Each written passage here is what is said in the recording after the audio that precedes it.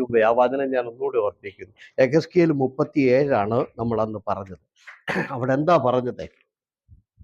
വലിയ ഒരു അസ്ഥികളുടെ താഴ്വര, അസ്ഥികളുടെ താഴ്വര.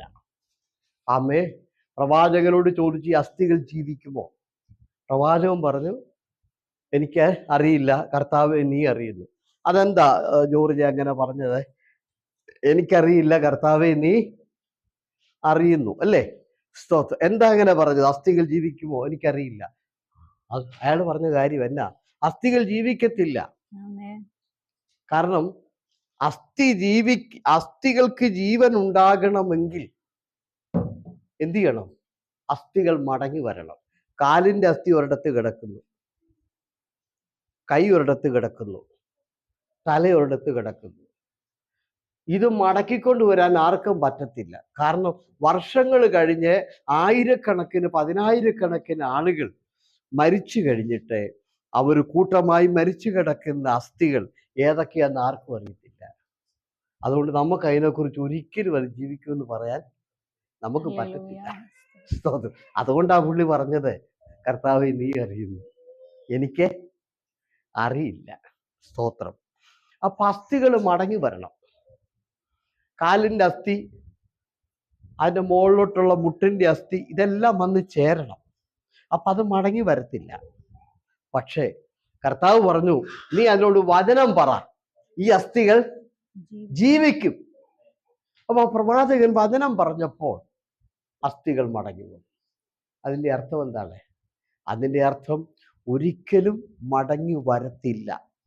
പക്ഷെ കർത്താവ് പറഞ്ഞു, നീ വചനം പറയാൻ പറഞ്ഞു. വചനം പറഞ്ഞപ്പോൾ അത് മടങ്ങി വന്നു. എനിക്ക് നിങ്ങളോട് അതാ പറയാൻ, ഒരിക്കലും മടങ്ങി വരത്തില്ല. പക്ഷെ വചനം ഏറ്റെടുക്കാവോ? മടങ്ങി വരും. വചനം ഏറ്റെടുത്താൽ അത് മടങ്ങി വരും. ബാക്കി ഇനി വായിച്ചു. 37. യഹോവയുടെ കൈ എന്റെ മേൽ വന്നു, യഹോവയുടെ ആത്മാവിൽ എന്നെ പുറപ്പെടുവിച്ചു, താഴ്വരയുടെ നടുവിൽ നിർത്തി. അത് അസ്ഥികൾ കൊണ്ട് നിറഞ്ഞിരുന്നു. അവൻ എന്നെ അവയുടെ ഇടയിൽ കൂടി ചുറ്റി ചുറ്റി നടക്കുമാറാക്കി. അവ താഴ്വരയുടെ പരപ്പിൽ എത്രയും അധികമായിരുന്നു, അവ ഏറ്റവും ഉണങ്ങിയുമിരുന്നു. അവൻ എന്നോട്, മനുഷ്യപുത്ര, ഈ അസ്ഥികൾ ജീവിക്കുമോ എന്ന് ചോദിച്ചു. അതിന് ഞാൻ, യഹോവയായ കർത്താവേ, നീ അറിയുന്നു എന്ന് ഉത്തരം പറഞ്ഞു. കണ്ടോ, പുള്ളി പറഞ്ഞ നീ അറിയുന്നു. കാരണം പുള്ളിക്ക് ഇത് മടങ്ങി വരുമെന്ന് പറയാൻ പറ്റത്തില്ല.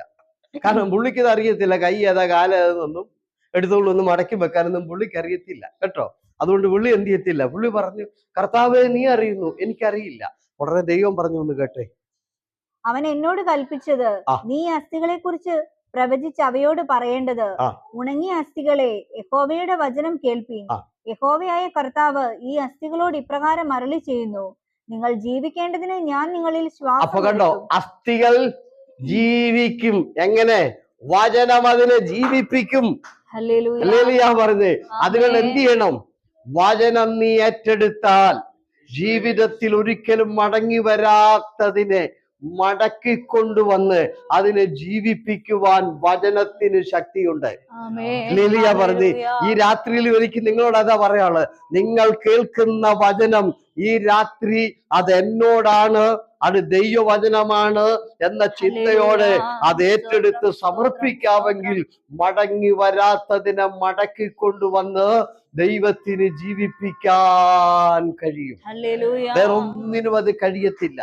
സ്വന്തം അസ്ഥികൾ ജീവിക്കണമെങ്കിൽ ഒത്തിരി കാര്യങ്ങൾ നടക്കണം. അതൊന്നും മടങ്ങി വരത്തില്ല. പക്ഷെ വചനം മടക്കിക്കൊണ്ടുവരും. സ്തോത്രം. അപ്പൊ ഇന്ന് 2025 നവംബർ മാസം തീരാൻ പോകുന്നു. അടുത്ത ഡിസംബർ ആണ്. അപ്പൊ ഇനി ഒരു 30 ദിവസം കൂടെയൊക്കെ നമ്മുടെ മുമ്പിൽ ഈ വർഷം കടന്നു പോകാനുള്ളൂ. അതുകൊണ്ട് നിങ്ങളോട് ഞാൻ ഒന്ന് പറയുക, മടങ്ങി വരത്തില്ലെന്ന് നിങ്ങൾ വിചാരിച്ചിരിക്കുന്ന പലതിനെയും ദൈവത്തിന് മടക്കിക്കൊണ്ടുവരാൻ ദൈവത്തിന്റെ വചനത്തിന് കഴിയും. സ്വത്രം പറ. നിങ്ങൾ വിശ്വസിച്ചാട്ടെ. ഒരിക്കലും അസ്ഥികൾ വന്ന് മടങ്ങി ചേരുകയില്ല. പക്ഷെ പ്രവാചകൻ വചനം പറയാൻ തുടങ്ങിയപ്പോൾ വചനത്തിന്റെ ശക്തി ഒരു ഭൂകമ്പം പോലെ ആ താഴ്വരയിൽ വ്യാപരിച്ചപ്പോൾ അസ്ഥികളെല്ലാം മടങ്ങി വന്നു. ഹല്ലേലൂയ പറഞ്ഞേ. അതുകൊണ്ട് ഇനി എൻ്റെ ജീവിതത്തിലെ ആ വിഷയം മടങ്ങി വന്ന് അത് നടക്കത്തില്ലെന്ന് ചിന്തിച്ചിരിക്കുന്ന ആൾക്കാർ ഇന്ന് രാത്രി ആരാധനയിലുണ്ട്. നിങ്ങൾക്ക് തെറ്റുപറ്റി ഇന്ന് രാത്രി നിങ്ങൾ വചനം ഏറ്റെടുത്താൽ നടക്കത്തില്ലെന്ന് നിങ്ങൾ വിചാരിച്ചത് മടങ്ങി വന്ന് അതിനെ വീണ്ടും നടത്തുവാൻ ദൈവത്തിന് കഴിയും. Price the Lord. കർത്താവിന് കഴിയും, ദൈവത്തിന് അസാധ്യമില്ല. അപ്പോൾ വചനത്തിന്റെ ശക്തി അവിടെ വെളിപ്പെട്ടു. അടുത്ത ലൈൻ ഒന്ന് വായിച്ചാട്ടെ, കേട്ടോ നിങ്ങള്. ഞാൻ നിങ്ങളുടെ മേൽ ഞരമ്പ് വെച്ച് മാംസം പിടിപ്പിച്ച് നിങ്ങളെ തൊക്കുകൊണ്ട് പൊതിഞ്ഞ് നിങ്ങൾ ജീവിക്കേണ്ടതിന് നിങ്ങളിൽ ശ്വാസം വരുത്തും. ഞാൻ യഹോവയെന്ന് നിങ്ങൾ അറിയും. എന്നോട് കൽപ്പിച്ചതുപോലെ ഞാൻ പ്രവചിച്ചു. ഞാൻ പ്രവചിച്ചു കൊണ്ടിരിക്കുമ്പോൾ ഒരു മുഴക്കം കേട്ടു. ഉടനെ ഒരു ഭൂകമ്പം ഉണ്ടായി. ഒരു മുഴക്കം കേട്ടു, ഒരു ഭൂകമ്പം. അപ്പൊ ബ്രദറെ, വചനത്തിന് ശക്തി ഉണ്ടോ? വചനത്തിന്റെ മുഴക്കം കേട്ടോ നിങ്ങൾ? ആ വചനത്തിന്റെ ശക്തിയാണ് ഭൂകമ്പം. ആ വഴക്കവും ആ ഭൂകമ്പവും ദൈവവചനത്തിന്റെ ശക്തിയാണ്. ആ ശക്തി എന്ത് ചെയ്തു? ദൂരെ കിടന്ന അസ്ഥികളെ ഓരോന്നോരോന്നായി അതിനെ മടക്കി കൊണ്ടുവന്നു. ഹല്ലേലൂയ, സ്തോത്രം. ഒരിക്കലും ഇത് മടങ്ങി വരത്തില്ലെന്ന് ചിന്തിച്ചിരുന്നിടത്ത് ഞാൻ ഒന്നുകൂടെ എന്റെ ആഴമായിട്ട് നിങ്ങളോട് പറയാം. സാഹചര്യം നോക്കിയാൽ ഈ അസ്ഥികൾ ജീവിക്കത്തില്ല. കാരണം എന്താണെന്നറിയോ? അസ്ഥികൾ ഒന്നാമത് മടങ്ങി വരണം, രണ്ടാമത് അതിന് ശരീരം ഉണ്ടാകണം, മൂന്നാമത് ശരീരം മാത്രം പോരാ, അതിനകത്ത് ഞരമ്പുണ്ടാകണം, നാലാമത് പ്രൈസ് ദി ലോർഡ്, ശരീരം ഉണ്ടായിട്ടോ ഞരമ്പുണ്ടായിട്ടോ കാര്യമില്ല, അതിനകത്ത് ജീവൻ ഉണ്ടാകണം. സ്തോത്രം പറഞ്ഞ് അതിനകത്ത് ജീവൻ ഉണ്ടാകണം. ജീവൻ ഉണ്ടായിട്ടും കാര്യമില്ല. അതെന്ത് ചെയ്യണം? ശക്തമായി മാറണം. അങ്ങനെ ഒരു 5 മടങ്ങി വരവ് അതിനകത്ത് നടക്കണം. ജീവൻ മടങ്ങി വരണം, ഞരമ്പ് മടങ്ങി വരണം, പിന്നെ ശരീരം മടങ്ങി വരണം, ജീവൻ മടങ്ങി വരണം. അതുകൊണ്ട് ഈ കാര്യം ഉണങ്ങി വരണ്ട് വരണ്ട് വരണ്ട് ആ അസ്ഥികളെ കുറിച്ച് അവിടെ എഴുതിയിരിക്കുക എങ്ങനെയാണെന്നറിയോ? ഏറ്റവും അധികം ആ വാക്യം മാത്രം വായിച്ച്, രണ്ടാമത്തെ വാക്യമല്ലേ? അവ താഴ്വരയുടെ പരപ്പിൽ എത്രയും അധികമായിരുന്നു, അവ ഏറ്റവും ഉണങ്ങിയുമിരുന്നു. ഏറ്റവും ഉണങ്ങിയിരുന്നു എന്ന് പറഞ്ഞാൽ ഇനിയും ജീവിതത്തിൽ ഒരിക്കലും അതിന് മടങ്ങി വരവുണ്ടാകത്തില്ല. സ്തോത്രം. ജീവിതത്തിൽ ഒരിക്കലും ഇനി അതിന് ജീവൻ ഉണ്ടാകത്തില്ല. ജീവിതത്തിൽ ഒരിക്കലും ഇനി അതിനൊരു മാറ്റം ഉണ്ടാകത്തില്ല. ഏറ്റവും അധികം ഉണങ്ങിപ്പോയി. ഹല്ലേലൂയ പറഞ്ഞേ. പക്ഷേ വചനത്തിന്റെ ശക്തി ഒരു ഭൂകമ്പം പോലെ ആ താഴ്വരയിൽ ഇറങ്ങി വന്നപ്പോൾ ഒരിക്കലും മാറ്റം വരത്തില്ലെന്ന് വിചാരിച്ചതിന് അക്കമിട്ട് മാറ്റം തുടങ്ങി. ഹല്ലേലൂയ പറഞ്ഞേ. അങ്ങനെയാണെങ്കിൽ 2026 കടക്കുന്നതിന് മുൻപേ ഞാൻ പറയുന്നു, ദൈവവചനത്തിന് നഷ്ടപ്പെട്ടു പോയതിനെ മടക്കി കൊണ്ടുവരാൻ കഴിയും. ഹല്ലേലൂയ പറയാ. ജീവിതത്തിൽ ഒരിക്കലും ഇനി എന്റെ ജീവിതത്തില് ഒരു നല്ല മടങ്ങി വര ഉണ്ടാകത്തില്ലെന്ന് ഓർത്തിരിക്കുന്നെങ്കിൽ ഇന്ന് രാത്രിയിൽ ഒരിക്കലും മടങ്ങി വരാത്ത മേഖലകളിൽ ദൈവവചനത്തിന്റെ ശക്തിയുടെ വ്യാപാരം ഈ രാത്രി വ്യാപരിക്കും. സ്തോത്രം. മടങ്ങി വരുന്നേ, മടക്കിക്കൊണ്ടുവരും ദൈവം. ഉടനെ കർത്താവ് ഈ വചനത്തിന്റെ ശക്തി, ഒരു ഭൂകമ്പം ഉണ്ടായി, ഒരു മുഴക്കം ഉണ്ടായി, അസ്ഥികൾ മടങ്ങി വന്നു. കാലിന്റെ സൈഡിലേക്ക് വന്നു, കൈയുടെ അസ്ഥികൾ മടങ്ങി വന്നു, തലയുടെ അസ്ഥികളൊക്കെ മടങ്ങി വന്നു. അതെന്ത് ചെയ്തു? എല്ലാം മടങ്ങി വന്ന് ലെവലായി. ഉടനെ വീണ്ടും ആ വചനത്തിന്റെ ശക്തി അതിനകത്തേക്ക് ശരീരം, അവിടെ എഴുതിയിരിക്കുന്ന ത്വക്ക് മടങ്ങി വന്നെന്നാ. ഹല്ലേലൂയ പറഞ്ഞേ. ശരീരത്തെ മടക്കി കൊണ്ടുവന്നു. വർഷങ്ങൾക്ക് പുറകിലെ ആ അസ്ഥിയിൽ നിന്ന് ആ ശരീരം ചീഞ്ഞ് അത് ആ മണ്ണിലേക്ക് ലയിച്ചു പോയതാണ്. ഒരിക്കലും മടങ്ങി വരാതെ മണ്ണോട് മണ്ണായി പോയതിനെ ദൈവത്തിന്റെ വചനം മടക്കി കൊണ്ടുവന്നു. ഹല്ലേലൂയ പറഞ്ഞേ. ആ അസ്ഥിയിലേക്ക് ശരീരം മടങ്ങി വരികയാണ്. വർഷങ്ങളായി ആ അസ്ഥിയിൽ ഉണ്ടായിരുന്ന ശരീരം അഴുകി മണ്ണിനോട് ചേർന്ന് പോയത് ദൈവവചനത്തിന്റെ ഭൂകമ്പവും മുഴക്കവും അതിലേക്ക് മടക്കി കൊണ്ടുവന്നെങ്കിൽ ഇന്ന് രാത്രി ഞാൻ ഉറപ്പ് തരികയാണ്, ഒരിക്കലും വരത്തില്ലെന്ന് പ്രതീക്ഷിച്ചിരിക്കുന്ന ചിലതിനെ മടക്കി കൊണ്ടുവന്ന് അനുഗ്രഹമാക്കി തരാൻ, ചിലതിനെ മടക്കി കൊണ്ടുവന്ന് ജീവൻ ഉണ്ടാക്കി തരുവാൻ, ചിലതിനെ മടക്കി കൊണ്ടുവന്ന് നന്മയാക്കി തരുവാൻ ദൈവത്തിന്റെ വചനത്തിന് കഴിയും. ഈ രാത്രി വചനത്തിന്റെ മുൻപില് എല്ലാവരും സമർപ്പിച്ചു കൊടുക്കുക, എല്ലാവരും താഴ്ത്തി കൊടുക്കുക. ആമേൻ. സ്തോത്രം. കർത്താവേ, ഇനി എൻ്റെ സാലറി ഒരു മടങ്ങി വരവ് ഉണ്ടാകത്തില്ല. Praise the Lord. തെറ്റി മടങ്ങി വരാത്തതിനെ മടക്കി വരുത്തും. സ്തോത്രം. ഇനി ഒരു ഉയർച്ച ദൈവമക്കളെ ഉണ്ടാകത്തില്ല, സത്യം ഉണ്ടാകത്തില്ല, പക്ഷെ ദൈവത്തിന് മടക്കി വരുത്താൻ കഴിയും. അതിൻ്റെ അർത്ഥം ഞാൻ ഒന്നുകൂടെ പറയാം, അപ്പൊ നിങ്ങൾക്കത് മനസ്സിലാകും. ഈ അസ്ഥികളിലേക്ക് ശരീരം മടങ്ങി വരത്തില്ല. അതിൻ്റെ അർത്ഥം എന്താ? മടങ്ങി വരത്തില്ല എന്ന് പറഞ്ഞാൽ അസാധ്യമാണെന്ന്. സ്തോത്രം പറഞ്ഞേ. ആമേൻ. അസാധ്യമായതിനെ ദൈവവചനത്തിന്റെ ശക്തി അവിടെ സാധ്യമാക്കുകയാണ്. ഹല്ലേലൂയ പറഞ്ഞ് ആ വചനത്തിലേക്ക് ശരീരം മടങ്ങി വരത്തില്ല, അത് അസാധ്യമാണ്. എന്നാൽ പ്രവാചകൻ വചനം പറഞ്ഞപ്പോൾ അസാധ്യമായിടത്ത് ചിലത് സാധ്യമായി. ഹല്ലേലൂയ പറ. അതുകൊണ്ട് ഇനിയും അസാധ്യമാ കേട്ടോ കർത്താവ്. ഇനി എൻ്റെ ജീവിതത്തിൽ 2026 എനിക്ക് തോന്നുന്നില്ല ഇനി മാറ്റം വരുമെന്ന്. ഞങ്ങൾക്ക് തോന്നുന്നില്ല ഇനി ഞങ്ങളുടെ ജോലിക്ക് മാറ്റം വരുമെന്ന്. ഇനി ഞങ്ങൾക്ക് തോന്നുന്നില്ല ഞങ്ങളുടെ സാമ്പത്തിക മണ്ഡലത്തിന് മാറ്റം വരുമെന്ന്. കാര്യം സത്യമാ, അത് അസാധ്യമാ. പക്ഷെ നിങ്ങൾക്കത് അസാധ്യമാണ്, എനിക്കത് അസാധ്യമാണ്. പക്ഷെ ദൈവശക്തിക്ക് അസാധ്യമല്ല. ദൈവശക്തിക്ക് അത് അസാധ്യമല്ല. ഹല്ലേലൂയ പറഞ്ഞ് ഒരിക്കലും മടങ്ങി വരാൻ ശരീരത്തിന് കഴിയുകയില്ല. പക്ഷെ ദൈവത്തിന്റെ ശക്തി ആ അസ്ഥികളിലേക്ക് മടങ്ങി വരാൻ കഴിയാത്തതിനെ മടക്കി കൊണ്ടുവന്നെങ്കിൽ ദൈവത്തിന് കൊണ്ടുവരാൻ കഴിയും. ദൈവത്തിന് അസാധ്യമായതൊന്നുമില്ല. ഒരു നിമിഷം തല വണക്കിക്ക് ആരാധിച്ച് മടങ്ങി വരാത്ത ചില അത്ഭുതങ്ങൾ ഒരിക്കലും നമ്മുടെ ജീവിതത്തിൽ സാധ്യമാകത്തില്ല എന്ന് നമ്മൾ വിചാരിച്ചിരിക്കുന്ന ചില മേഖലകൾ, സാധ്യതകളെ തട്ടുവാൻ കർത്താവിന് കഴിയും. എത്ര ശാരീരിക മേഖലയിലേക്ക് മടങ്ങി വരണം. അത് മടങ്ങി വന്നോണ്ട് കാര്യമായില്ലല്ലോ, അതിന് ഞരമ്പൂടൊക്കെ വരണ്ടേ, അതും വന്നോണ്ട് കാര്യമായില്ലോ. ജീവനും വന്ന കാര്യമായില്ലല്ലോ, ശക്തി വരണ്ടേ, എഴുന്നേറ്റ് നിൽക്കണ്ടേ? അതെ, ഹല്ലേലൂയ പറഞ്ഞ് അവിടെ വായിക്കുന്ന ഒരു സൈന്യമായി എഴുന്നേറ്റ് നിന്ന. അങ്ങനെ എഴുന്നേറ്റ് നിൽക്കണമെങ്കിൽ അതിലേക്ക് ശക്തിയുടെ വരണ്ടേ. ജീവൻ മാത്രം പോരല്ലോ, ജീവൻ വന്നാൽ അനക്കമായി കാണത്തുള്ളൂ. സ്തോത്രം.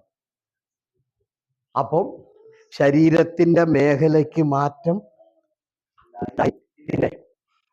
ജീവന്റെ മേഖലയ്ക്ക് മാറ്റം വന്നു, ശക്തിക്ക് മാറ്റം വരുത്തി. Price the lord. ഹല്ലേലൂയ. പിന്നെ അവൾക്ക് മാറ്റം വരുത്തി.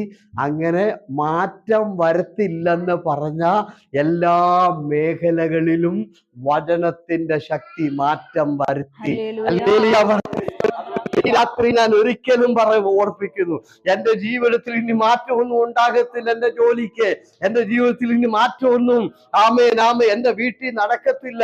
എന്റെ ജീവിതത്തിൽ എന്റെ കുഞ്ഞുങ്ങൾക്ക് മാറ്റമൊന്നും ഉണ്ടാകത്തില്ല. എന്റെ ബിസിനസ്സിന് മാറ്റമൊന്നും ഉണ്ടാകത്തില്ല. സത്യമാകത്തില്ല. പക്ഷെ ഉണ്ടാകത്തോടത്ത് ദൈവം മാറ്റം വരുത്തി. ഹല്ലേലൂയ പറയാം. അതിന്റെ അർത്ഥം എന്താണ്? നമ്മുടെ ദൈവത്തിന് അസാധ്യതയില്ല. അതിന് മാറ്റം വരിക എന്നുള്ളത് അസാധ്യമായിരുന്നു, പ്രവാചകനോട് ദൈവം പറഞ്ഞു, പ്രവാചകൻ ജീവിക്കാം, അത് ജീവിക്കും. കാരണം ഞാൻ മാറ്റം വരുത്തും, ആ അസ്ഥിക്ക് ഞാൻ മാറ്റം വരുത്തും. സ്തോത്രം. ഹല്ലേലൂയ. അങ്ങനെ ഇദ്ദേഹം അങ്ങോട്ട് ദൈവവചനം പ്രവചനമായി പറയാൻ തുടങ്ങി. അതുകൊണ്ട് ദൈവവചനം വായിക്കുക, അത് ഏറ്റെടുക്കുക. അതിന്റെ ശക്തി നമ്മുടെ ജീവിതത്തെ മാറ്റിക്കൊണ്ടുവരും. അതിന്റെ ശക്തി നമ്മുടെ ജീവിതത്തെ മടക്കി വരുത്തും. ശക്തി ഒരിക്കലും വരാത്ത നന്മ തിരിച്ചു കൊണ്ടുവരുവാൻ അതിന് ശക്തിയുണ്ട്. ഹല്ലേലൂയ പറഞ്ഞേ. ആമേൻ, ആമേൻ, ആമേൻ. അതിന് നമ്മെ എന്ത് ചെയ്യാൻ പറ്റും? മാറ്റിയെടുക്കാൻ മാത്രമല്ല, അതിന് നമ്മെ വളരെ ശക്തമായ നിലയിൽ ഉയർത്തിയെടുക്കാൻ കഴിയും. അങ്ങനെ തകർന്നു കിടന്ന ആ അസ്ഥികളെല്ലാം ഏറ്റവും ഒടുവിൽ നമ്മൾ കാണുന്നത് ഒരു സൈന്യമായി ഉയർത്തിയെടുത്തു. ഒരു സൈന്യമായി ഉയർത്തി എടുത്തു. സ്തോത്രം. ഹല്ലേലൂയ. പ്രവാചകൻ ഇങ്ങനെ വചനം പറഞ്ഞിരിക്കുക. അപ്പോൾ മടങ്ങി വരിക. അപ്പോൾ ശരീരം മടങ്ങി വരുന്നു. അതിനകത്ത് എന്ത് ചെയ്യുന്നു? അതിനകത്ത് വീണ്ടും ജീവൻ മടങ്ങി വരുന്നു. അതിൽ ജീവൻ മടങ്ങി വരികയാ. ഉടനെ ഒരു കാര്യം ചെയ്യ്, നീ കാറ്റിനോട് പ്രവചിക്കാൻ പറഞ്ഞു. ഉടനെ കാറ്റിനോട് പ്രവചിച്ചപ്പോൾ അതിനകത്തേക്ക് ശക്തി മടങ്ങി വന്നു. ശക്തി വന്നപ്പോൾ സൈന്യമായി അങ്ങോട്ട് നിവർന്നു നിന്നു. ഹല്ലേലൂയ പറഞ്ഞേ. ഒരിക്കലും ഉയരാൻ കഴിയാതെ മണ്ണോട് മണ്ണായി പൊടിയായി ഏറ്റവും അധികം ഉണങ്ങിപ്പോയതിനെ ഇപ്പൊ എവിടെ കൊണ്ട് എത്തിച്ചു? ഹല്ലേലൂയ പറഞ്ഞേ. ഏറ്റവും അധികം ഉണങ്ങിപ്പോയ അസ്ഥികളെ ഇപ്പോൾ കർത്താവ് എവിടെ എത്തിച്ചു? ഒരു വലിയ സൈന്യം എന്ന നിലയിലേക്ക് അതിനെ ഉയർത്തിക്കൊണ്ട് വന്നെങ്കിൽ ജീവിതത്തിൽ ദൈവമൈതലേ നിന്നെ ദൈവത്തിന് ഉയർത്തിക്കൊണ്ടുവരാൻ കഴിയില്ലേ? മടക്കി കൊണ്ടുവരാൻ കഴിയില്ലേ? മാറ്റം വരുത്താൻ കഴിയില്ലേ? ദൈവത്തിന് ജീവന്റെ ശക്തിയില്ലേ? അത് രൂപാന്തരത്തിന്റെ ശക്തിയില്ലേ? സ്തോത്രം. വചനം പറഞ്ഞപ്പോൾ അസ്ഥികൾക്ക് രൂപാന്തരം വന്നില്ലേ? അതിന് ശരീരം വന്നില്ലേ? അതിന് ജീവൻ വന്നില്ലേ? ഈ വചനം ഏറ്റെടുക്കുക. കർത്താവേ, സംസാരിച്ച വചനം ഞാനത് ഏറ്റെടുക്കുന്നു. തീർച്ചയായും നമ്മുടെ ജീവിതത്തിൽ വലിയൊരു മാറ്റം, വലിയൊരു മടങ്ങിവരവ് ഉണ്ടാകട്ടെ. അപ്പോൾ അസ്ഥികൾ ഒന്നാമത് മടങ്ങി വന്നു, രണ്ടാമത് അതിനകത്ത് ശരീരം മടങ്ങി വന്നു, മൂന്നാമത് അതിനകത്ത് ഞരമ്പ് മടങ്ങി വന്നു, നാലാമത് അതിനകത്ത് ജീവൻ മടങ്ങി വന്നു. എത്ര മടങ്ങി വരവ് ഉണ്ടായി? അസ്ഥികളൊന്ന് മടങ്ങി വന്നു, പിന്നെ ശരീരം മടങ്ങി വന്നു, പിന്നെ അതിനകത്ത് ഞരമ്പും കാര്യങ്ങളും ഒക്കെ മടങ്ങി വന്നു, അഞ്ചാമത് അതിനകത്ത് ജീവൻ മടങ്ങി വന്നു, ആറാമത് ശക്തി മടങ്ങി വന്നു. ജീവിതത്തിൽ ഒരിക്കലും മടങ്ങി വരാത്ത മേഖലയിലെല്ലാം മടക്കി വരവേ. ഈ അസ്ഥിക്കകത്തോട്ട് ജീവൻ മേഖലയിൽ ജീവൻ വന്നു കയറിയില്ലേ? ഹല്ലേലൂയ പറഞ്ഞേ. ഈ അസ്ഥിക്കകത്തോട്ട് ശരീരം മടങ്ങി വരുമോ? ആ മേഖലയിൽ ശരീരം വന്നു കയറിയില്ലേ? ഹല്ലേലൂയ പറഞ്ഞേ. ഈ അസ്ഥിക്കകത്തോട്ട് ഞരമ്പ് വന്നു കയറുമോ? ഞരമ്പ് വന്നു കയറിയില്ലേ? അങ്ങനെയാണെങ്കിൽ ഇന്ന് രാത്രി നീ മടങ്ങി വരത്തില്ലെന്ന് ഓർത്തിരിക്കുന്ന ചില മേഖലകൾക്ക്, മാറ്റം വരത്തില്ലെന്ന് വിചാരിച്ചിരിക്കുന്ന ചില മേഖലകൾക്ക്, രൂപാന്തരം വരത്തില്ല എന്ന് വിചാരിച്ചിരിക്കുന്ന ചില മേഖലകൾക്ക് ദൈവവചനത്തിന്റെ ശക്തിക്ക് മാറ്റം വരുത്താൻ കഴിയും. അത് രൂപാന്തരം വരുത്താൻ കഴിയും. വചനത്തിന്റെ മുൻപിൽ അത് ഏറ്റെടുത്തുകൊണ്ട് സമർപ്പിച്ചു കൊടുത്താൽ തീർച്ചയായും ആമേ ഒരിക്കലും എന്റെ ജീവിതത്തിൽ ഇനിയും ചില നന്മകൾ മടങ്ങി വന്നിട്ട് ഇനി എന്റെ ജീവിതത്തിൽ എനിക്ക് ഉയർച്ച ഉണ്ടാകത്തില്ല. ശരിയല്ലേ? ഈ അസ്ഥിക്കിനിയും ജീവൻ മടങ്ങി വന്നിട്ട് അസ്ഥി എഴുന്നേക്കുവോ? ശരീരം മടങ്ങി വന്നിട്ട് അസ്ഥി എഴുന്നേക്കുവോ? ഞരമ്പ് മടങ്ങി വന്നിട്ട് അസ്ഥി എഴുന്നേക്കുവോ? എഴുന്നേക്കത്തില്ലല്ലോ. അങ്ങനെ മടങ്ങി വരാത്ത നന്മകൾ മടങ്ങി വന്നില്ലേ? ഹല്ലേലൂയ. മടങ്ങി വരാത്ത അനുഗ്രഹങ്ങൾ മടങ്ങി വന്നില്ലേ? അതുകൊണ്ട് ഇന്ന് രാത്രി ഏറ്റെടുത്തുകൊണ്ട് മുട്ടുമടക്കി പ്രാർത്ഥിയിലെ മടങ്ങി വരാത്ത മേഖലകളിൽ അനുഗ്രഹങ്ങൾ മടങ്ങി വരും, നന്മകൾ മടങ്ങി വരും. രൂപാന്തരം വരാത്തോടത്ത് രൂപാന്തരം വരും, ശക്തി വരാത്തോടത്ത് ശക്തി വരും. താണതിനെ വലുതാക്കി മാറ്റും. കാര്യം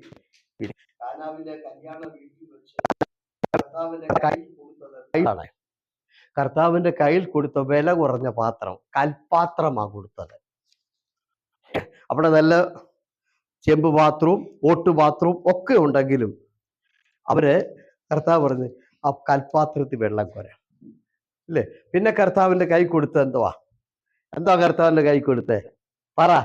പറയാൻ തിന്നാൻ മാത്രം പഠിച്ചിരിക്കാവോ? അത് പള്ളിയുടെ നടക്കരുത്. ഒരു വചനം പോലും അറിയിച്ചില്ല. കർത്താവിന്റെ കയ്യിൽ എന്താ കൊടുത്തത്?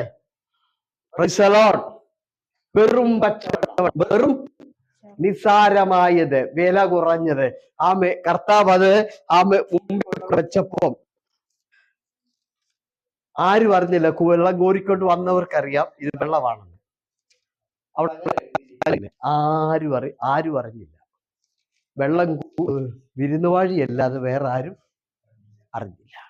നമ്മളാണല്ലോ ആ ദേശം മുഴുവൻ കൊട്ടിഘോഷിച്ചത്.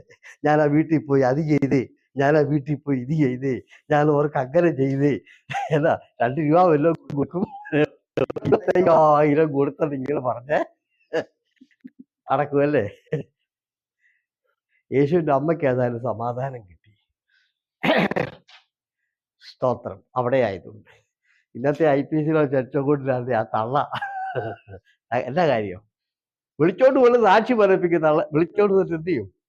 അവരെ നിർത്തി പറയിപ്പിക്കും. അത്ഭുതം, അത്ഭുതം, അത്ഭുതം. കാരണം ഈ പ്രാസംഗികർക്ക് ഇത് പറഞ്ഞില്ലെങ്കിൽ അവർക്ക് ഡിമാൻഡ് കിട്ടത്തില്ലല്ലോ. ആ തള്ള സാക്ഷി പറഞ്ഞ് പലതായി അല്ലേ? ഞാനിങ്ങനെ പറഞ്ഞു. അവിടെ എൻ്റെ മോൻ അവിടെ ചെന്ന് എന്ത് ചെയ്തു?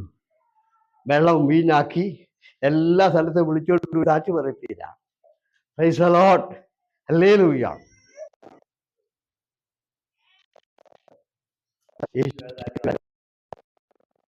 കണ്ടില്ലേ? എന്തെങ്കിലും ഒരു ചെറുക്കെ പറയിപ്പിക്കല്ല. ഇവർക്ക് ഡിമാൻഡ് കിട്ടണം, ഇവർക്ക് കച്ചവടം, ഇവർക്ക് ബിസിനസ് നടക്കണം. നിങ്ങളൊന്ന് നോക്കിക്കേ, ഈ മർക്കോസിന്റെ സുവിശേഷം വായിക്കണ്ട 1-ാം അധ്യായത്തിൽ 30 എനിക്ക് തോന്നുന്നു. യേശു അധികാലത്ത് ഇരുട്ടോടെ പ്രാർത്ഥിക്കാൻ പോയതാണ്. അധികാലത്ത് ഇരുട്ടോടെ. അധികാലത്ത് ഇരുട്ടോടെ എന്ന് പറഞ്ഞാൽ എത്രയാ? ഇവിടെ അധികാലത്ത് ഇരുട്ടോടെ എന്ന് പറഞ്ഞാൽ നാളെ ഒന്ന് നോക്കിക്കോ കേട്ടോ. നാളെ തന്നെ വെളുപ്പിലൊന്ന് നോക്കി. അധികാലത്ത് ഇരുട്ടോടെ എന്ന് പറയുമ്പോഴത്തേന് എനിക്ക് തോന്നുന്നു നേരവും വെളുക്കും ഇരുട്ടും കാണും, രണ്ടും ഒരുപോലെ കാണും. എന്നാൽ അങ്ങോട്ട് പെട്ടെന്ന് തീർത്തേ 4:30 ആകുമ്പോഴത്തേന് കർട്ടൻ മാറ്റിയിട്ട് പുറത്തോട്ട് നോക്കി കാണാം. അപ്പൊ യേശു പ്രാർത്ഥി. അപ്പൊ വെളുപ്പിലെ 4:30 യേശു പ്രാർത്ഥി. 4:30 ക്രിസ്ത്യാനി പറഞ്ഞു. ബൈബിൾ എഴുതി വെച്ചിരിക്കുന്ന ഒരു യാക്കോബുകാരൻ വെളുപ്പിട്ട് 4 മണിക്ക് ഏതാ? Price the Lord. ആ പ്രാർത്ഥനയുടെ കാര്യം ഞാൻ അന്ന് പറഞ്ഞിട്ടുള്ളൂ. കിട്ടിയോ? 35. അധികാലത്തിരുട്ടോടെ അവൻ എഴുന്നേറ്റ് പുറപ്പെട്ട് ഒരു നിർജ്ജന സ്ഥലത്ത് ചെന്ന് പ്രാർത്ഥിച്ചു. അതിന് തൊട്ട് മുകളിലൊന്ന് വായിച്ചേ. ആ പട്ടണത്തിലുള്ളവർക്ക് വൈകുന്നേരം സൂര്യൻ അസ്തമിച്ച ശേഷം അവൻ സകലവിധ ദീനക്കാരെയും ഭൂതഗ്രസ്തരെയും അവന്റെ അടുക്കൽ കൊണ്ടുവന്നു. പട്ടണമൊക്കെ വാതിൽക്കൽ വന്നു കൂടിയിരുന്നു. അപ്പൊ നിങ്ങൾ അതിന്റെ കണക്കൊന്നും എടുത്തോണം കേട്ടോ. കണക്ക് നിങ്ങൾ എന്നെ കൂട്ടിയാൽ മതി, ഞാൻ കണക്കെടുക്കുന്നില്ല കേട്ടോ. വൈകുന്നേരം സൂര്യൻ അസ്തമിച്ചപ്പോൾ സൂര്യന്റെ കണക്ക് പറ എത്രയാ? ഇവിടെ സൂര്യൻ അസ്തമിക്കുന്ന എത്രയ്ക്കാ? 5:30 കൂട്ടി, 6 കൂട്ടിക്കോ. 6 മണിക്ക് പുള്ളി ഒരു മീറ്റിംഗ് തുടങ്ങി. കർത്താവ് ഒരു മീറ്റിംഗ് 6 മണിക്ക്. ബാക്കി ഒന്നുകൂടെ വായിച്ചു സിസ്റ്റർ. വൈകുന്നേരം സൂര്യൻ അസ്തമിച്ച ശേഷം അവർ സകലവിധ ദീനക്കാരെയും ഭൂതഗ്രസ്തരെയും അവന്റെ അടുക്കൽ കൊണ്ടുവന്നു. പട്ടണമൊക്കെ ആ മീറ്റിങ്ങിന് നമ്മളെ പോലെ 10 പേരല്ല, ഒരു പട്ടണം മുഴുവൻ ഉണ്ടായി. നമ്മുടെ മീറ്റിങ്ങിൽ കൂടി വന്ന 10-15 ഒരു വൈകിട്ടൊക്കെ വെച്ചാൽ 4-5 പേര് അല്ല 5-8 പേര്. പക്ഷേ ഈ മീറ്റിംഗ് അല്ല, ഈ മീറ്റിങ്ങിൽ ഒരു പട്ടണം മുഴുവൻ ഉണ്ട് കേട്ടോ. എന്ന് പറഞ്ഞാൽ ആയിരക്കണക്കിന് ആളുകളുണ്ട്. മീറ്റിംഗ് തുടങ്ങിയത് എപ്പോഴാ? 5 കേട്ടോ. അല്ല 6 മണി കൂട്ടിക്കോ. 6 മണിക്ക് മീറ്റിംഗ് തുടങ്ങി. കർത്താവിന്റെ മീറ്റിംഗ് പട്ടണം മുഴുവനുണ്ട്. ആ മീറ്റിംഗ് നടന്ന കാര്യം അതേ വാക്യം ഒന്നുകൂടെ വായിച്ച. മീറ്റിംഗ് നടന്ന കാര്യം. വൈകുന്നേരം സൂര്യൻ അസ്തമിച്ച ശേഷം അവൻ സകലവിധ ദീനക്കാരെയും ഭൂതഗ്രസ്തരെയും അവന്റെ അടുക്കൽ കൊണ്ടുവന്നു. പട്ടണമൊക്കെയും കേട്ടോ. അപ്പൊ ആ മീറ്റിംഗിൽ എത്ര ഭൂതം ബാധിച്ചുകൊണ്ട് അവര് മുഴുവനും ഇവിടെ വന്നു. എത്ര രോഗിയുണ്ട് ആ പട്ടണത്തിൽ? എത്ര രോഗികൾ കാണും? Price the Lord. ഒരു 10,000 കാണും. നമുക്ക് ആകുമ്പോൾ നമുക്കൊരു 1000 കൂട്ടിയാൽ മതി. ഒരു പട്ടണത്തിൽ 1000 പേര് ഭൂതം ബാധിച്ച ഒരു രോഗികളെ, അങ്ങനെ പ്രശ്നക്കാരെ 1000 പേരെ ഇത് കൂട്ടിക്കൂ. 1000 പേര് ഈ മീറ്റിങ്ങിന് വന്നു. രോഗികള് കേട്ടോ. ഒരു രോഗിക്ക് പ്രാർത്ഥിക്കാൻ എത്ര മിനിറ്റ് പിടിക്കും? ഒരു രോഗിക്ക് പ്രാർത്ഥിക്കാൻ എത്ര മിനിറ്റ് എടുക്കും? സ്തോത്രം. 2 മിനിറ്റ് കൂട്ടിക്കൂ. അങ്ങനെയാണ് 1000 പേർക്ക് പ്രാർത്ഥിക്കാൻ എത്ര മിനിറ്റ് എടുക്കും? Sorry, okay. 1000 ഭൂതം ഇറങ്ങിപ്പോകാൻ എത്ര മിനിറ്റ് എടുക്കും? ഭൂതഗ്രസ്തരെന്ന് എഴുതിയിട്ടുണ്ട്. 1000 ഭൂതം ഇറങ്ങിപ്പോകാൻ എത്ര മിനിറ്റ് എടുക്കും? സ്തോത്രം. 1000 ഒരു ഭൂതം ഇറങ്ങാൻ 5 മിനിറ്റേലും വേണം. ഇവിടെ ഇവന്റെ നേരത്തെ ഭൂതം ഇറങ്ങാൻ 5 മിനിറ്റ് വേണ്ടേ? ഇത് 5 മിനിറ്റ് കൊണ്ട് ഇറങ്ങുമെന്ന് എനിക്ക് തോന്നുന്നില്ല. ഇച്ചിരി കൂടിയ സാധനമാണ്. അപ്പൊ 5 മിനിറ്റ് എടുക്കും അല്ലെ? 1000 പേരുടെ ഭൂതം ഇറങ്ങാൻ എത്ര മിനിറ്റ് വേണം? 5 5 50 അല്ലേ? Praise the Lord.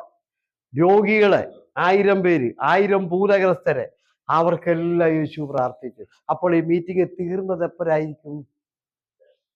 ആ കണക്ക് പറയാനല്ല ഇതെല്ലാം പറഞ്ഞത്. 6 മണിക്ക് തുടങ്ങി, തീർന്നതോ നമ്മുടെ കണക്കനുസരിച്ച് നോക്കിയാൽ ഇത് തീർന്നപ്പോൾ ഒരു 12 മണി ഏറ്റവും കുറഞ്ഞത് രാത്രി ആയിട്ടുണ്ട്. ഓക്കെ, 12 മണിക്ക് യേശു തിരിച്ചു പോയി. വീട്ടിൽ ചെന്ന് കൈയും കാലും എല്ലാം കഴുകി ആഹാരം കഴിച്ചിട്ട് കിടന്നപ്പോഴായിരിക്കും 2 മണിക്ക്.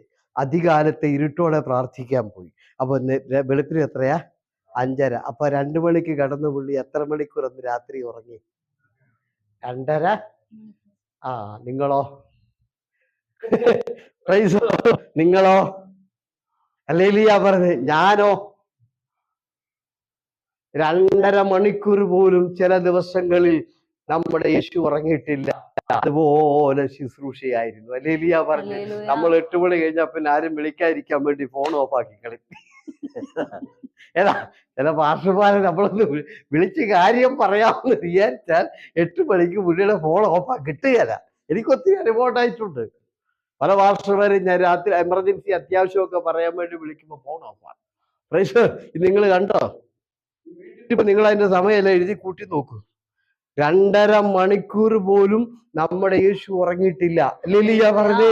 വെളുപ്പിനെ ഇരുട്ടോടെ വീണ്ടും പ്രാർത്ഥിക്കാൻ പോവുക. രാത്രി 12 മണിക്ക് മീറ്റിംഗ് തീരുന്നു. അത് കഴിഞ്ഞ് പുള്ളിക്കുന്ന എന്തേലും ഇച്ചിരി വെള്ളവേലും പുള്ളിക്ക് കുടിക്കണ്ടേ രാത്രി? അത് കഴിഞ്ഞിട്ട് വേണ്ടേ കിടക്കാന്? ഹല്ലേലൂയ പറഞ്ഞേ. Price the Lord. ഒരു ആത്മീക ശുശ്രൂഷകൻ സമയത്തിന് കണക്ക് പറയരുത്. നമ്മളെ ഏൽപ്പിച്ചിരിക്കുന്നത് സമയത്തിന്റെ കണക്കിന് ശുശ്രൂഷിക്കാനല്ല. ആമേൻ. ആത്മീക വിടുതൽ സമയം നോക്കാതെ ദൈവമക്കൾക്ക് വേണ്ടി ആത്മീക വിടുതലിന്റെ ശുശ്രൂഷ ചെയ്യുന്ന മാതൃകയാണ് യേശു നമുക്ക് കാണിച്ചു തന്നത്. ഹല്ലേലൂയ പറഞ്ഞേ. പത്രോസ് അപ്പോസ്തലൻ പറഞ്ഞത്, അവൻ നമുക്കായി ഒരു കാൽ ചുവട് വെച്ചിട്ട് പോയിരിക്കുന്നു. അതേ കൂടെ നമ്മൾ പോകേണ്ടത്. സ്തോത്രം. അതേ കൂടെ നമ്മൾ പോണം. അപ്പൊ ഞാൻ എന്ത് പറയാൻ വന്നപ്പോഴാണ് ഇത് പറഞ്ഞത്? Praise the lord. ആമേൻ. ഞാൻ പറഞ്ഞത് അത്ഭുതത്തിന്റെ കാര്യം പറഞ്ഞപ്പോഴാ അല്ലേ? Praise the lord. യേശുവിന്റെ അടുക്കൽ കണ്ടോ, വെളുപ്പിന് അധികാലത്ത് യേശു ഇരുട്ടോടെ പ്രാർത്ഥിക്കാൻ പോയി. അടുത്ത ലൈൻ ഒന്ന് വായിച്ച ശേഷേ. അധികാലത്തെ ഇരുട്ടോടെ അവൻ എഴുന്നേറ്റ് പുറപ്പെട്ട് ഒരു നിർജ്ജന സ്ഥലത്ത് ചെന്ന് പ്രാർത്ഥിച്ചു. ശീമോനും കൂടെയുള്ളവരും അവന്റെ പിന്നാലെ ചെന്ന് അവനെ കണ്ടപ്പോൾ എല്ലാവരും നിന്നെ അന്വേഷിക്കുന്നു എന്ന് പറഞ്ഞു. അവൻ അവരോട്, ഞാൻ അടുത്ത ഊരുകളിലും പ്രസംഗിക്കേണ്ടതിന് നാം അവിടേക്ക് പോകാം. ഇതിനായിട്ടല്ലോ നാം പുറപ്പെട്ടു വന്നിരിക്കുന്നത് എന്ന് പറഞ്ഞു. അങ്ങനെ അവൻ ഗലീലയിലൊക്കെയും അവരുടെ പള്ളികളിൽ ചെന്നു. പത്രോസും ശിഷ്യന്മാരും എല്ലാം യേശുവിന്റെ അടുക്കൽ ചെന്നു. വെളുപ്പിന് 5:30 ആയതേ ഉള്ളൂ. വെളുപ്പിന് 5:30 ആയിട്ടേ ഉള്ളൂ സമയം. അപ്പോൾ അവര് പറയാ, ഗുരു, ഇത് എല്ലാരും നിന്നെ തിരക്കുന്നു, എല്ലാരും നിന്നെ തിരക്കുന്നു. ആയിരക്കണക്കിന് ആളുകൾ വെളുപ്പിന് 5:30 യേശുവിനെ തിരക്കിപ്പോയി. യേശു വല്ല പരസ്യം ചെയ്തിട്ടാണോ? ഞാൻ നാളെ വെളുപ്പിനെ ഇന്ന മലയിലുണ്ടായിരിക്കും എന്നൊക്കെ തലേദിവസം വിളിച്ചു പറഞ്ഞോ? ഒന്നും പറഞ്ഞില്ല. ഒറ്റ കുഞ്ഞുങ്ങളോട് പറഞ്ഞില്ല. പക്ഷെ യേശുവിനെ തിരക്കിയ ആളുകൾ അങ്ങോട്ട് പോയി. അതിന്റെ അർത്ഥം എന്നാന്ന് ചോദിച്ചാൽ, നമ്മുടെ പക്കൽ വിടുതലുണ്ടെങ്കിൽ പരസ്യത്തിന്റെ ആവശ്യമില്ല. ആള് നമ്മളെ തേടി വരും. യേശു പരസ്യം ചെയ്തിട്ടോ 100 പ്രാവശ്യം സാക്ഷി പറഞ്ഞിട്ടൊന്നുമല്ല. ഞാൻ എന്ത് ചെയ്തു, ഇന്നലെ രാത്രി മുഴുവൻ രോഗികളെ സൗഖ്യമാക്കിയെന്ന് സാക്ഷി പറഞ്ഞിട്ടെല്ലാം പിറ്റേ ദിവസം 5:30 വെളുപ്പിനെ ആള് വന്നത്. ഹല്ലേലൂയ പറഞ്ഞേ. അതുകൊണ്ട് നമ്മൾ ആളെ കൂട്ടേണ്ടത് പരസ്യം ചെയ്തുകൊണ്ടല്ല. ഹല്ലേലൂയ പറഞ്ഞേ. നമ്മുടെ പക്കൽ ആത്മീക ശുശ്രൂഷയുണ്ടോ, ആളുകൾ തേടി അവിടെ വരും. ഞാൻ നിങ്ങളോട് ചോദിക്കട്ടെ, നിങ്ങളൊരു ഇരുട്ടായ സ്ഥലത്ത്, വലിയ വെട്ടമില്ലാത്ത ഒരു സ്ഥലത്ത് നിങ്ങൾ ചെന്നാട്ടെ, അവിടെ നോക്കിയാൽ നിങ്ങൾ ഒന്നും കാണുകയില്ല, പുറത്തൊന്നും കാണുകയില്ല. പക്ഷെ നിങ്ങൾ അവിടെ ലൈറ്റ് ഇട്ട് നോക്കിക്കേ, 5 മിനിറ്റിനകം ഈച്ച വരാൻ. അപ്പൊ ഈച്ച അവിടെ എന്താ അറിയോ, വെളിച്ചമുള്ളോടത്ത് ഈച്ച വന്നോളും. നമ്മൾ എന്ത് ചെയ്യണ്ട?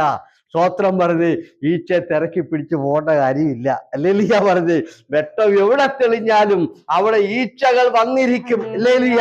അതുകൊണ്ട് നമ്മുടെ അടുക്കൽ ആത്മീക വെളിച്ചമുണ്ടോ, തീർച്ചയായും വിടുതലിന് വേണ്ടി ആളുകൾ എത്തിയിരിക്കും. ഹല്ലേലൂയ പറഞ്ഞ്. അതാണ് നമ്മൾ നമുക്ക് മടങ്ങി വരാം. ഞാൻ ഈ ഭാഗം ഇവിടെ അവസാനിപ്പിക്കാൻ പോവുക. ഇന്നത്തെ ചിന്തയിലോട്ട് വരണമല്ലോ. കഴിഞ്ഞ ദിവസം അത് പറയാൻ എനിക്ക് നേരം കിട്ടാത്തതുകൊണ്ടാണ് ഞാൻ അത് വീണ്ടും ആവർത്തിച്ചത്. അപ്പൊ നിങ്ങൾ ശ്രദ്ധിക്കണം കേട്ടോ. അസ്ഥികൾ തമ്മിൽ മടങ്ങി വന്നു. ഒരിക്കലും മടങ്ങി വരാത്ത മേഖലയാ അവിടെ മാറ്റം ഉണ്ടായി. രണ്ടാമത്, ഇതിനകത്ത് ശരീരം എന്ത് ചെയ്യത്തില്ല, മടങ്ങി വരത്തില്ല. കാരണം അത് അഴുകി മണ്ണിലേക്ക് പോയി. അസ്ഥി മാത്രമായിട്ട് ഉണങ്ങി കിടക്കുക. ഇനി ആ പോയ ശരീരം എങ്ങനെ ഇതിലേക്ക് വരുന്നത്? അത് വരത്തില്ല. പക്ഷെ വചനം പറയാൻ തുടങ്ങിയപ്പോൾ മുഴക്കം ഉണ്ടായി, ഭൂകമ്പം ഉണ്ടായി. ഒരിക്കലും മടങ്ങി വരാതെ എന്നേക്കുമായി മണ്ണിലേക്ക് ചേർന്ന് പോയത് മടങ്ങി വന്നു. ഉടനെ ആ മേഖലയ്ക്കും മടങ്ങി വരവുണ്ടായി ഇല്ലേ? ഇനി അപ്പൊ അതിനകത്ത് എന്ത് ചെയ്തു? Price the Lord. ഇനി അതിനകത്ത് എന്ത്? ഞരമ്പൊക്കെ മടങ്ങി വരണം. അവിടെയും മടങ്ങി വന്നു. അത് കഴിഞ്ഞപ്പോൾ എന്ത് ചെയ്തു? ജീവൻ മടങ്ങി വന്നു. സ്തോത്രം. അത് കഴിഞ്ഞപ്പോൾ ശക്തി മടങ്ങി വന്നു. അതുകൊണ്ട് അസാധ്യമായിരുന്ന 5 മേഖലയിൽ ദൈവവചനത്തിന്റെ ശക്തി ചിലതിനെ മടക്കിക്കൊണ്ടുവന്നു. ജീവനെ മടക്കിക്കൊണ്ടുവന്നു, ശരീരത്തെ മടക്കിക്കൊണ്ടുവന്നു, ത്വക്കിനെ മടക്കിക്കൊണ്ടുവന്നു, ശക്തിയെ മടക്കിക്കൊണ്ടുവന്നു. ആ അസ്ഥിയെ എന്ത് ചെയ്തു? ഒരു സൈന്യമാക്കി ദൈവം അതിനെ മാറ്റിയെടുത്തു. അതുകൊണ്ട് ദൈവമക്കളെ, നമ്മുടെ ജീവിതത്തിൽ ഇനിയും ഒരിക്കലും മടങ്ങി വന്നിട്ട് എനിക്കൊരു മാറ്റം ഉണ്ടാകത്തില്ലെന്ന് ചിന്തിച്ചിരിക്കുന്ന ഏതു മേഖലയാണോ, ഈ വാക്യം വായിച്ചിട്ട് മുട്ടുമടക്കി പ്രാർത്ഥിരെ, അവിടെ മടങ്ങി വരവിന്റെ ശക്തിയെ ദൈവം അയക്കും. സ്തോത്രം.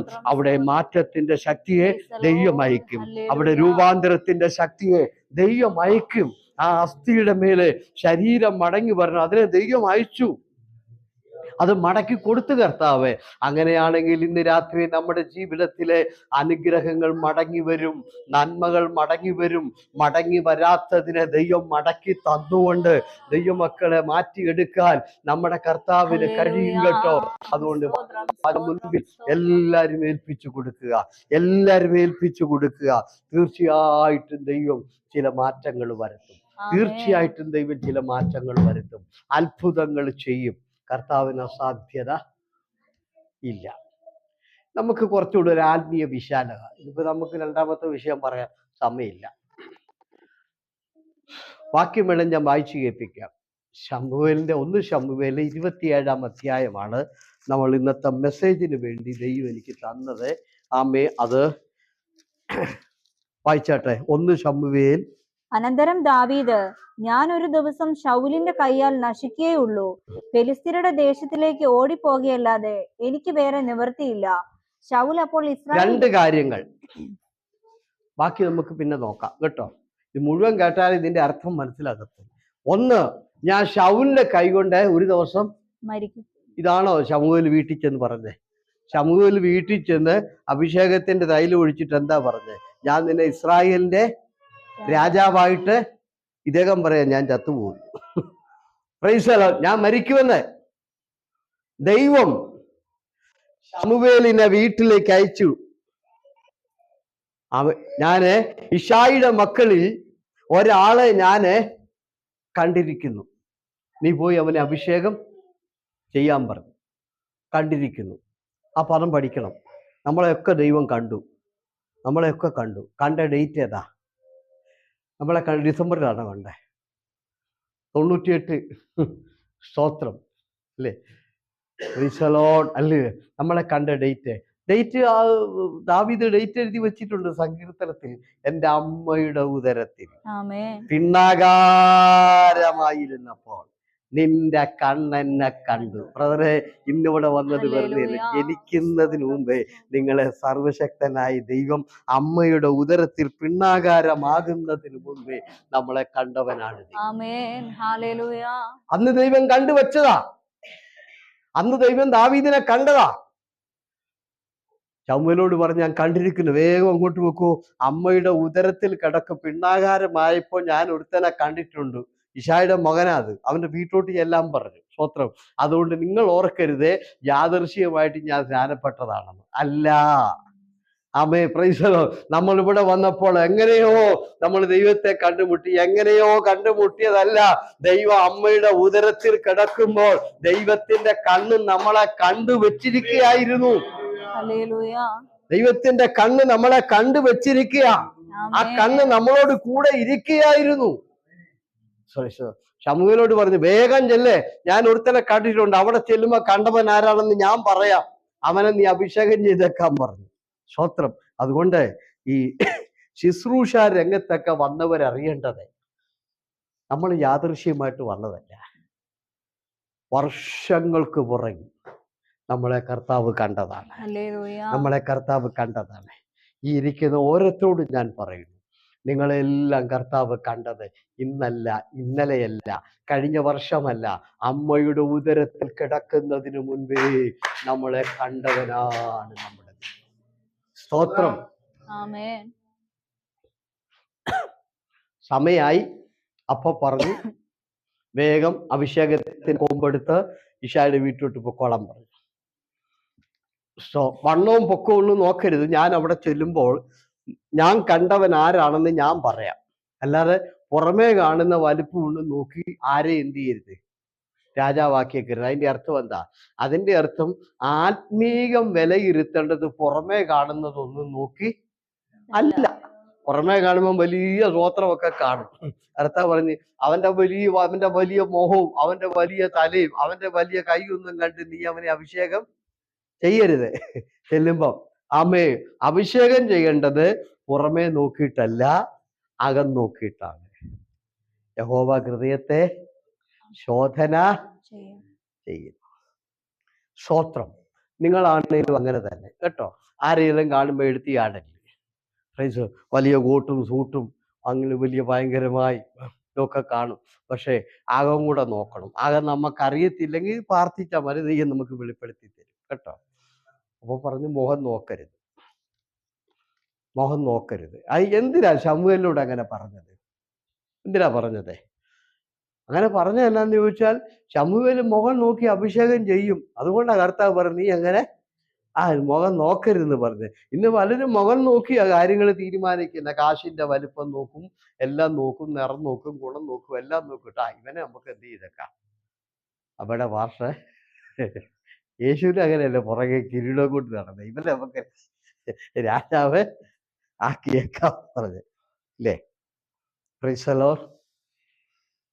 കൂട്ടായ്മ ശ്രദ്ധിക്കണം കേട്ടോ. ഇപ്പൊ കൂട്ടായ്മ ശ്രദ്ധിച്ചു നോക്കണം. പെന്തക്കോസ്തുകാരെ ശ്രദ്ധിച്ചു നോക്കണം. ഏത് കൂട്ടായ്മയിലും പോയി ദൈവത്തെ ആരാധിക്കാം എന്നുള്ള തിയറി എടുത്ത് കളയണം. ശ്രദ്ധിച്ചു നോക്കണം. ഞാൻ ഒരിക്കലും എൻ്റെ ഒരു ഉപദേശം പറയല്ല, ഞാൻ ഇതിൻ്റെ അർത്ഥം നിങ്ങളോട് പറയാം. 2 വീട് ഏതാ? മണലുമേ പാറമേ. ആ വീടിന്റെ രണ്ടിൻ്റെയും പ്രത്യേകത, മണലുമേ പണിത വീട് എന്ത് ചെയ്തു? വെള്ളപ്പൊക്കത്തിൽ. മറ്റേ വീട് എന്ത് ചെയ്തു? ഒറ്റ വാക്കി പറയട്ടെ, താൽക്കാലികമായതും നിത്യമായതും രണ്ടും നോക്കണം. താൽക്കാലികമായതാണോ നിങ്ങൾക്ക് വേണ്ടത്, നിത്യമായതാണോ? താൽക്കാലികമായതാണെങ്കിൽ രക്ഷിക്കപ്പെടുക ജ്ഞാനപ്പെടുക ഒന്നും വേണ്ട. നല്ല മന്ത്രവാദിയെ കണ്ടാൽ മതി. അവർക്ക് തൽക്കാലം നമ്മുടെ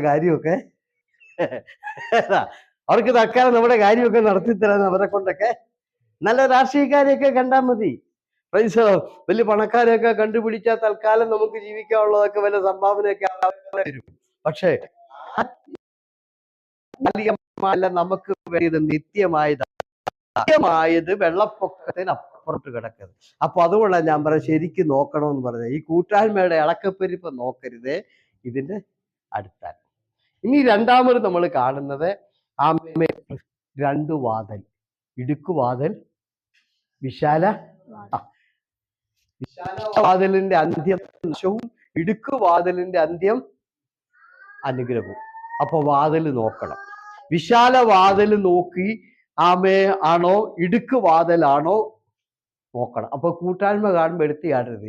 ഇത് എന്താണ് വിശാലത എന്ന് പറഞ്ഞാൽ മനസ്സിലായല്ലോ? ഭൗമികമായിരിക്കുന്ന വലിയ വിശാലത, വലിയ വലിയ ബിൽഡിങ്ങുകള്, ഹോസ്പിറ്റലുകള്, കോളേജുകള്, സ്കൂളുകള്, പിന്നെ ഭയങ്കര സാലറികള്, നമുക്ക് വീട് വെക്കാൻ പൈസ ഇങ്ങോട്ട് തരും, പിള്ളേരെ കെട്ടിക്കാൻ കാശ് ഇങ്ങോട്ട് തരും, നമുക്ക് സപ്പോർട്ട് തരും. എന്നാൽ മറ്റോടത്തിൽ പോയാല് കട്ടൻ കാപ്പിക്ക് കിട്ടുകയില്ല. ഇടുക്ക് ഇടുക്ക് വാതിലാണ്, ഇടുക്ക് വാതിലാണ്, അത് ഞെരുക്കമാണ്. അതിലെ പോയാൽ നിങ്ങൾക്ക് എവിടെ എത്താം? ലാസ്റ്റ് എവിടെ എത്താം? നിത്യത്തെ. മറ്റൊരു അവസാനം ചെന്ന് എത്തുന്നത് നാശത്തിലാണ്. അതുകൊണ്ട് ഇത് കൂട്ടായ്മ കാണുമ്പോൾ നോക്കണം, ഇത് വിശാലമാണ്, ഇടുക്കാണോ? നിങ്ങൾക്ക് ഇഷ്ടമുള്ളിടത്ത് ഓക്കെ, പക്ഷെ ഇനിയും വേല ഡ്യൂപ്ലിക്കേറ്റ് ഒറിജിനലും എവിടെയാ? 1 കൊരിന്ത്യർ 3:10 അല്ലേ? ചിലര് തടി കൊണ്ട് പണിയുന്നു, ചിലര് പുല്ലുകൊണ്ട് പണിയുന്നു, ചിലര് വൈക്കോല് കൊണ്ട്, ചിലര് സ്വർണം കൊണ്ട് പണിയുന്നു, ചിലര് വെള്ളി കൊണ്ട് പണിയുന്നു, ചിലര് കല്ലുകൊണ്ട് പണിയുന്നു. ഏതാ ഒറിജിനൽ? കല്ല് ഒറിജിനൽ, സ്വർണ്ണ ഒറിജിനൽ, വെള്ളി ഒറിജിനൽ. തീക്കാത്തിൽ പോകുമ്പം ഇത് 3 നിൽക്കും. പുല്ല് കരിഞ്ഞു പോകും, പുല്ല് കരിഞ്ഞു പോകും, പിന്നെ മരം കത്തിപ്പോകും. അപ്പോൾ ഈ ഇളക്കപ്പെരുപ്പ് നോക്കരുത് നമ്മളെ. വലിയ വീടൊക്കെ ആയിരിക്കും, പക്ഷെ ഡ്യൂപ്ലിക്കേറ്റാ, പുല്ല. മനുഷ്യരെ നരകത്തിന്റെ കഥ കേട്ടിട്ടുണ്ടോ? അല്ലേ? നരകത്തിന്റെ കഥ എങ്ങനാ? നടത്താറായി ഒരാളെ മരിച്ചിട്ട് നരകത്തിലോട്ട് പോവുക. നരകത്തിലോട്ട് ചെന്നുള്ള ഇയാൾ ഈ നരകത്തിലോട്ട് ചെന്നുള്ള നരകത്തിന്റെ വാതിക്കൽ ഇയാൾ അങ്ങോട്ട് പോകുമ്പോൾ വലിയ വിശാല റോഡും ഒക്കെയാ, വലിയ റോഡും ഒക്കെ ആയിട്ട് ഇയാൾ അങ്ങോട്ട്. അപ്പൊ ഇയാള് പറയാണ്, ഓ, ഞങ്ങളവിടുത്തെ പാസ്റ്റർമാര് പറഞ്ഞത് കേട്ടാൽ നരകത്തിൽ തീയാണ്. അതാണ് ഇത്. നോക്കിക്കേ, നല്ല വിശാലമായ റോഡും കാര്യങ്ങളും. കുറച്ചങ്ങോട്ട് ചെന്നപ്പോഴത്തേന് നല്ല പെണ്ണുകൾ ഓടി വന്ന് ഇയാളെ തിരിച്ചു, ഇയാൾക്ക് ചായ കൊടുക്കുന്നു. ഉടനെ ഇയാള് പറഞ്ഞു, എന്ത് കളവായി പാസ്റ്റർമാർ അവിടെ കിടന്ന് പറയുന്നത്. എന്തോ നരകത്തിൽ ഇഷ്ടം പോലെ സുന്ദരികളായ പെണ്ണുകൾ നമ്മളെ സ്വീകരിക്കുന്നു, ചായ തരുന്നു, അത് തരുന്നു, ഇഷ്ടം പോലെയല്ല അല്ലേ? കുറച്ചുകൂടെ അങ്ങോട്ട് ചെന്നപ്പോഴത്തേന് വീണ്ടും എന്ത് ചെയ്തു? വലിയ ബിൽഡിങ്ങുകളും കാര്യങ്ങളും ഒക്കെയായി. ഗേറ്റ് കഴിഞ്ഞപ്പോ ചെറിയൊരു ഇരുട്ട് പോലെ. 5ാമത്തെ ഗേറ്റിൽ ചെന്നപ്പോ ഒരു വലിയ മനുഷ്യൻ ഇങ്ങനെ നിൽക്കുക. എന്ന് പറഞ്ഞാൽ ചുരുട്ടിക്കൂട്ടിയെടുത്ത ഒറ്റയേറെ. ഉടനെ അവിടെ നിന്ന് ഇയാൾ 5ാമത്തെ ഗേറ്റിൽ ചെന്നപ്പോഴത്തേന് അവിടെ കൊമ്പൊക്കെ ഉള്ള ഒരു പിശാചിരിക്കുക. ആ പിശാചി ചവിട്ടി അങ്ങോട്ട് 5-6 ചവിട്ടി. സത്യം പറഞ്ഞ അവിടെ കിടന്ന് ശരിക്കനുഭവിച്ചു. അപ്പോൾ ഇയാള് പറഞ്ഞ്, വാതൊക്കെ കണ്ടത് ഇങ്ങനെയല്ലല്ലോ. ഉടനെ ഒരു പിശാചി പറഞ്ഞ്, എടാ മണ്ട, അത് ഞങ്ങളുടെ പരസ്യമാ. ഇതിനകത്ത് ആൾക്കാർ വന്ന് കേറേ, ഇതിനകത്ത് ആൾക്കാർ വന്ന് കേറേ. അല്ലേ? നിന്നെ പോലുള്ള മണ്ടന്മാരൊക്കെ കേട്ടാൽ ഇതേ ഉള്ളു ഞങ്ങൾക്ക് മാർക്കം. അല്ലെ നീ വരുമോ, എന്തിനകത്ത് വരുമോന്ന് ചോദിച്ചു. ഇത് പറഞ്ഞതുപോലെ പരസ്യം പോകരുത്, പരസ്യം നോക്കി അകത്ത് കയറരുത്. ഹല്ലേലൂയ. പരസ്യം നോക്കി നമ്മൾ എന്ന് പെട്ടുപോകും. സുവിശേഷ വേല 2 ഉണ്ട്. ഇതിലാണോ ഇത് വെള്ളിയാണോ സ്വർണമാണോ മരമാണോ പുല്ലാണോ എന്നൊക്കെ അറിഞ്ഞിട്ട് ആ കൂട്ടായ്മ അംഗീകരിക്കാവുള്ളൂ കേട്ടോ. സ്വത്രം പറഞ്ഞ് അത് കയറി കൂട്ടായ്മ എല്ലാം അവിടെ. ഞാൻ പറഞ്ഞല്ലോ, ആ വീട് ഈ വീടിന്റെ ഭിത്തി ഒരുപോലെ, മണൽ മേലിരിക്കുന്ന വീടിന്റെ ഭിത്തി ആ വീടിന്റെ ഭിത്തി ഒരുപോലെ, ഇതിന്റെ മേൽക്കൂരി ഒരുപോലെ, അതിന്റെ കട്ടില് ഒരുപോലെ, ഒരു വ്യത്യാസമില്ല. ഇവിടുത്തെ അന്യഭാഷ അവിടുത്തെ അന്യഭാഷ ഓക്കെയാ. ഇവിടുത്തെക്കാളും കുറച്ചുകൂടി ഉണർവ് 10 അന്യഭാഷ കൂടുതൽ പറയവര്. പക്ഷെ അടിസ്ഥാനം ഇല്ലാത്തത്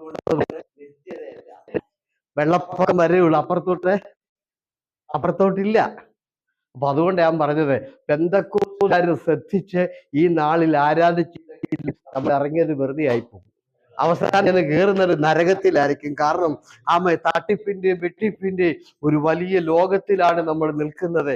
വിശാലത നോക്കി പോകരുത്, പോയാൽ നാശം. എതിർപ്പില്ല, ഇടുക്ക് വാതിലുണ്ട് കേട്ടോ. അപ്പൊ 2 വീടുണ്ട്, 2 കൂട്ടം പണിയുണ്ട്. അതെല്ലാം ശ്രദ്ധിച്ചോണം. സമയം കിട്ടുമെന്ന് ഞാൻ പറയാം. 2 ആത്മാവുണ്ട്, 2 ക്രിസ്തു ഉണ്ട്. Praise the Lord. പൗലോസ് പറയാണ്, ആമേ, ഞങ്ങൾ പ്രസംഗിക്കുന്ന ക്രിസ്തു, വേറെ ക്രിസ്തു ഉണ്ട്, ഡ്യൂപ്ലിക്കേറ്റ് ഉണ്ട്. സ്തോത്രം.